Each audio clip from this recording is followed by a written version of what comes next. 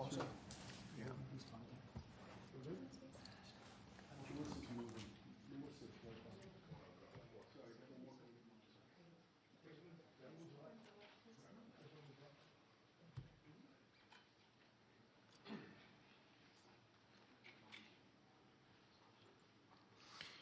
Well, thank you very much. And today we're very thrilled to swear in the new chairman of the Securities and Exchange Commission, Paul Atkins. He's a fantastic man and with great experience, but he's, above all, he's very smart. Congratulations to Paul, his wife, Sarah, and his entire family who are with us today. Thank you very much, and congratulations. Great job. That's great, Sarah. We're also grateful to be joined by our Secretary of the Treasury, who's doing the easiest job. I think it's probably the easiest job right now in government, would you say? Companies are coming out of the countries, are coming from all over. They want to just sign, sign, sign. We're doing okay. But you're doing really well. Thank you very much. Scott's going to be doing the swearing in. No one in America is more highly qualified to lead the SEC in this exciting time than Paul. He's devoted his entire life to the cause of free, clear, pro-growth, and pro-innovation securities markets. After graduating very, very high in his class, I will tell you, Vanderbilt University School of Law, Paul began a distinguished career practicing securities law in New York City before joining the staff of the SEC in the 1990s. In 2002, Paul was appointed as the commissioner of the SEC, a commissioner, and rode that to have fared thee well. He was so respected. He was a role which he promoted economic freedom and represented the agency at the U.S.-EU Transatlantic Economic Council, highly respected the World Economic Forum and the Transatlantic Business Dialogue. After completing his term in 2008, Paul began a successful consulting practice and continued to advocate for a common-sense approach to securities regulation.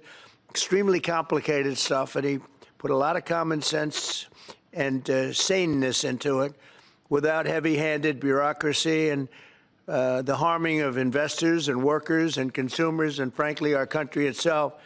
Paul has also been a leader in the emerging crypto and blockchain industries and served as co-chair of the Digital Chambers Token Alliance. He's the perfect man to lead this agency at a time when crypto innovators are urgently in need of, and they want so badly, they want it to happen, regulatory certainty and clear rules of the road. In addition to helping build this new framework that will allow the United States to maintain its financial and technological dominance long into the future, Paul will end the weaponization of the SEC and stop the lawless enforcement practices that occurred during the Biden administration. They were vicious people. They were vicious and horrible for our country. Paul is passionate about protecting American liberty and American economic leadership, and we are truly grateful and honored that he has answered the call of public service, as he always has. He's a man that just, we were looking for the right person for this very important job, and just he was at the top of everyone's list. So, Paul, I want to congratulate you and your family. You have an incredible family, and you have an incredible father and husband. I can say that, I think, I'm pretty sure I'm right about that. If I'm not, please speak up now. So thank you very much, Sarah. Thank you very much. And I'll ask Scott to come up and do the swearing in. Thank you. Thank you, everybody.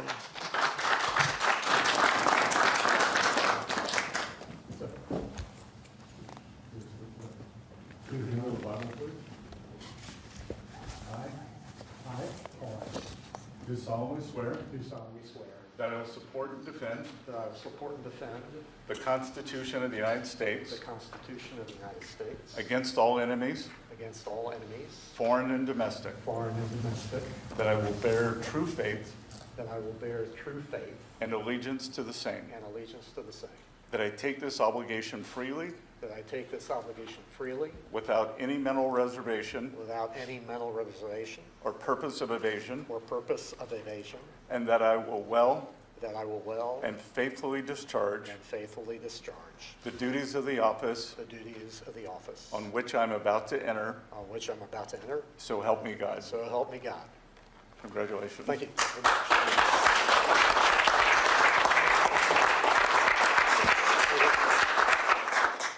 Well, thank you all very much, and especially thank you, Mr. President. I'm really honored by your trust and confidence that you've placed in me to head the SEC.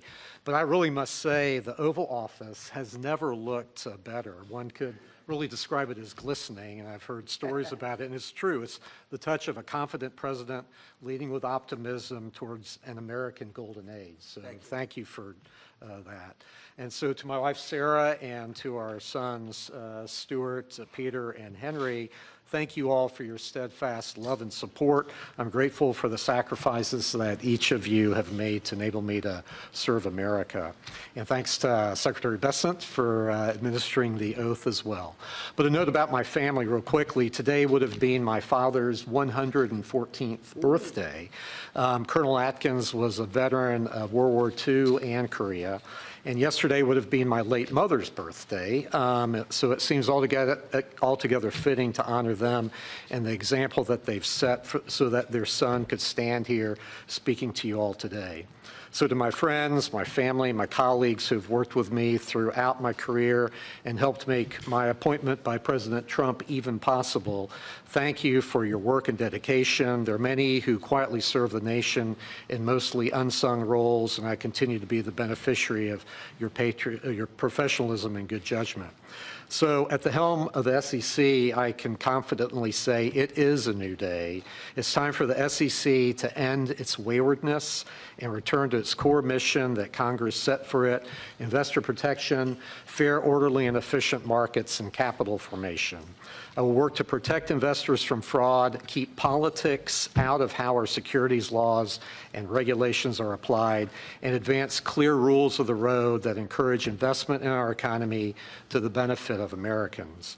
A top priority of my chairmanship will be to provide a firm regulatory foundation for digital assets through a rational, coherent, and principled approach. We will work to ensure that the United States is the best and most secure place in the world to invest and to do business. So, Mr. President, again, thank you very much for your graciousness in extending such a warm welcome to my family and me today in this storied room. I look forward to working with you, with colleagues in your administration, and with Congress to advance your agenda to bolster the economy and build on U.S. leadership of the global market. So thank you very much. Thank you. Congratulations. Thank you very much. Thank you very much. Pleasure. Any questions for Paul? Mr. Atkins, if I may, can you provide, I guess, what is your sense of how the CFTC and the SEC will differ when it comes to crypto regulation? I hope that we won't. Brian Quintenz, whom the president has nominated, is a great guy. I've known him for years, and I intend to work closely with him, and I really look forward to his leadership there. I think there's no reason why the two agencies can't be working cheek to jowl on these issues for the American investor and the American economy. Mr. Atkins, do you have a view on Chinese listed stocks on the U.S. exchanges? Well, that's subject of statute, and Congress has acted, and I look forward to diving into those issues. Mr. Atkins, do you have a sense, will the Democratic commissioner continue in her role?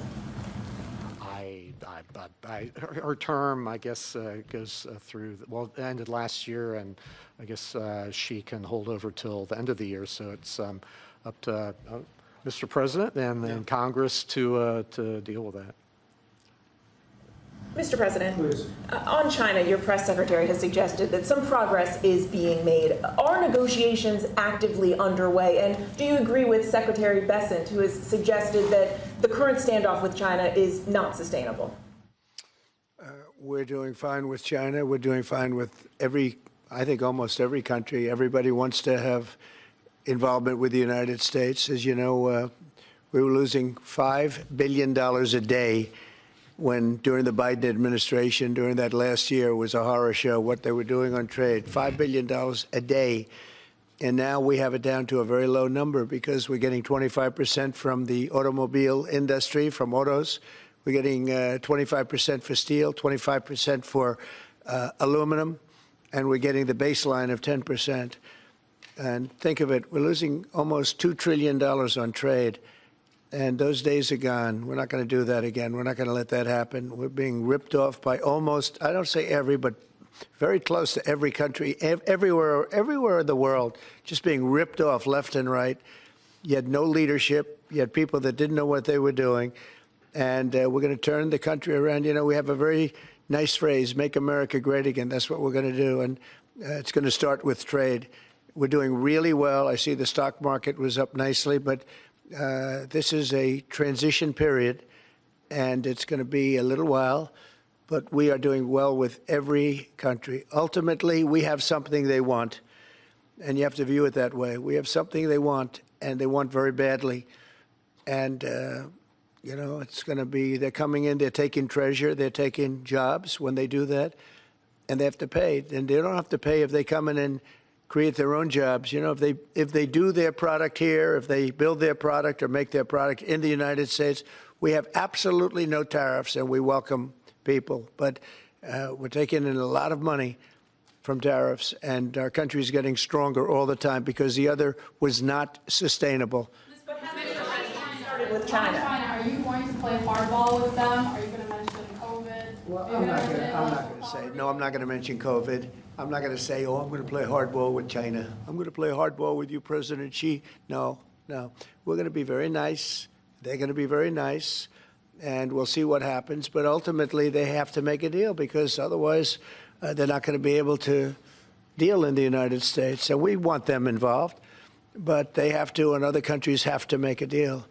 And if they don't make a deal, we'll set the deal because we're the ones that set the deal. Scott and Howard and myself and others, we're going to be setting the deal, and it'll be a fair deal for everybody, and it'll be, I think it's a process that's going to go pretty quickly. We've spoken to many, many countries, and we're getting their views on things. You know, there are a lot of things. They have VAT taxes. They have everything you can have.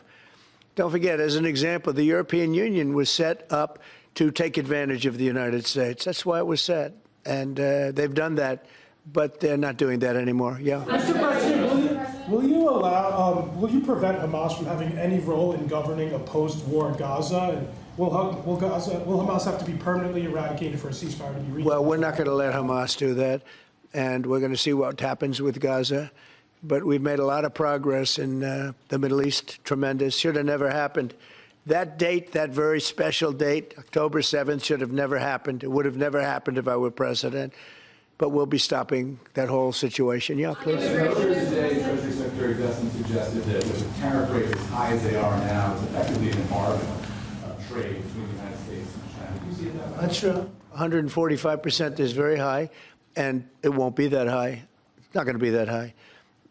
It got up to there. We were talking about fentanyl, where, you know, various elements built it up to 145. No, it won't be anywhere near that high. What level do you think it'll come down to if you have it? It'll come down substantially, but it won't be zero. It used to be zero. We were just destroyed. China was taking us for a ride, and just not going to have. It's not going to happen. We're going to be very good to China. Have a great relationship with President Xi. But they would make billions and billions and billions of dollars a year, and they would build their military out of the United States and what they made. So that won't happen. But they're going to do very well, and I think they're going to be happy, and I think we're going to live together very happily and ideally work together. So I think it's going to work out very well. But no, it's at 145%. There will not be anywhere near that number.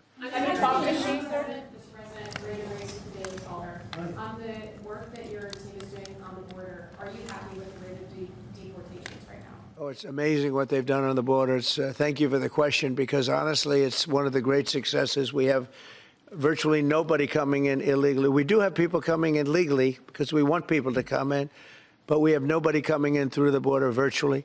We were having hundreds of thousands of people a month come in under Biden, and they came in from prisons, they came in from mental institutions, they came in from gangs in Venezuela and other countries all over the world, not just South America. They were emptying their prisons into the United States. Venezuela emptied its prisons out, but many countries emptied their prisons into the Congo, as an example, in Africa, emptied their prisons into the United States. And we're getting them out, and I hope we get cooperation from the courts because, you know, we have thousands of people that are ready to go out, and you can't have a trial for all of these people. It wasn't meant, the system wasn't meant, and we don't think there's anything that says that, look, we are getting some very bad people, killers, murderers, drug dealers, really bad people, the mentally ill, the mentally insane. They emptied out insane asylums into our country. We're getting them out, and a judge can't say, no, you have to have a trial. The trial's going to take 2 years, and no, we're going to have a very dangerous country if we're not allowed to do what we're entitled to do. And I won an election based on the fact that we get them out, and we've done an amazing job. Look, we've stopped. Everybody admits, even the radical left, we have got the strongest border we've ever had, even stronger than what I had it for 4 years. We had a great border. We solved the problem, but it's a tad stronger, which is, I don't know if that's disappointing or not to me. I beat my own record, but I appreciate the question. Thank you, my question, sir. Thank you, Daniel. Monthly CPI was flying for the first time prices down as well. Can you talk about how you've managed to lower prices so rapidly in your sector? Well, thank you, Daniel. The question is about prices. The prices are going down, not going up. One of the big things is energy is going down. I see that we had a couple of states where gasoline was at $1.98 a gallon. Nobody thought they'd see that for years, maybe, and that's a big thing. And we opened up our wells. We opened up our drilling. We have more product now for sale. And we're also going to be selling outside of the country to a large extent. It's going to bring down our deficits, largely going to bring down our deficits. But if you remember my first week, I was standing here, Paul, and they were screaming about eggs. The cost of eggs have gone through the roof. They were up like 500, crazy, like 4 or 5 times. And we won't have eggs for Easter, they were saying. There will be no eggs. You can't order eggs. They wanted us to order plastic in the shape of eggs. Well, yesterday we had 48,000 people at the Easter hunt. They call it the Easter roll at the White House. And we had all eggs. And as you know, the cost of eggs has come down like 93, 94% since we took office. And they're pretty much normally priced now. Great job. Our Secretary of Agriculture, Brooke Rollins, did a very good job. But groceries have come down. It's all coming down. The only thing that hasn't come down, but it hasn't gone up much, are interest rates, and we think the Fed should lower the rate. We think that it's a perfect time to lower the rate, and would like to see our chairman be early or on time as opposed to late.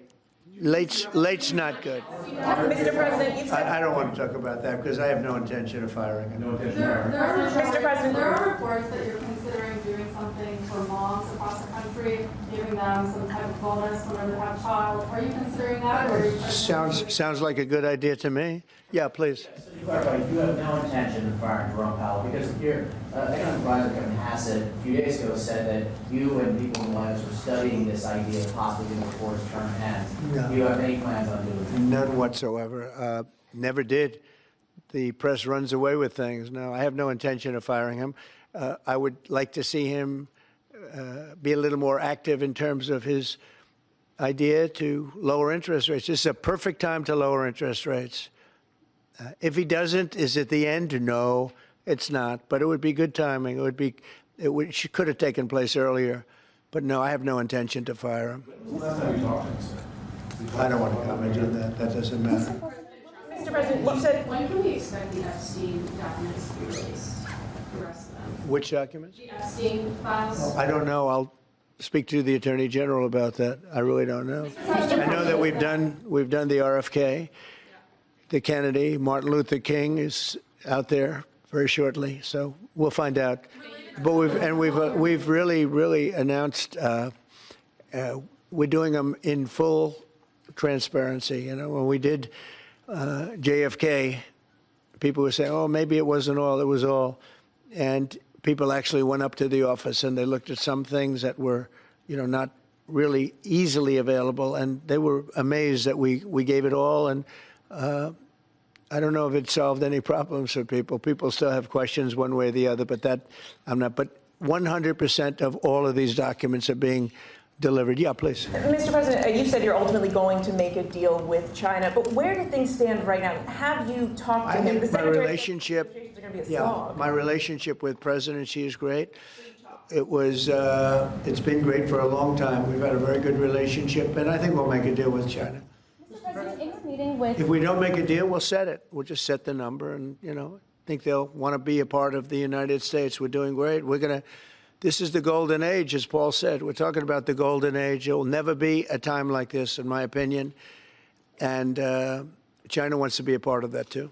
Mr. President, in your meeting with... Investigation, sir, on the Butler investigation, are you getting intelligence briefings, and do you think will I have. really happen? I have. I'll keep that to myself. Mr. President, in your meeting... Very personal. Are you concerned about the impact of tariffs on West Coast ports, which have seen a sharp drawdown in Chinese imports coming in? No, I think that everyone's going to do well in this country because of tariffs. We have $7 trillion of investment already. You can go back many years, and for a whole year, they haven't had anywhere near that. Mostly, they'd be well under $1 trillion of investment. And we've got $7 trillion. We really started 5 weeks ago. And in just a few weeks, literally, we have $7 trillion, which is a record for a year. There's never been a year with that much. And that's coming in, I think, for two reasons. It's coming because of an election that people liked, and it's coming in because of tariffs. And if you look at Apple, Apple's going to start building here. Right now, they're in China mostly. $500 billion. We have all of the computer chip companies are coming in at levels that nobody's ever seen before, as you know. Jensen came in for $500 billion. You saw that. A great guy, highly respected. Mr. Wei coming in for $250 billion. Nobody's ever seen anything. And the auto companies are coming in. I can name 8 right now already, auto plants that are either starting or about ready to start construction. There's never been, and the United Auto Workers and the non-union workers in the automobile industry, they love Trump, and I love them. Thank you all very much. Thank you. Congratulations, Paul. Thank you, guys.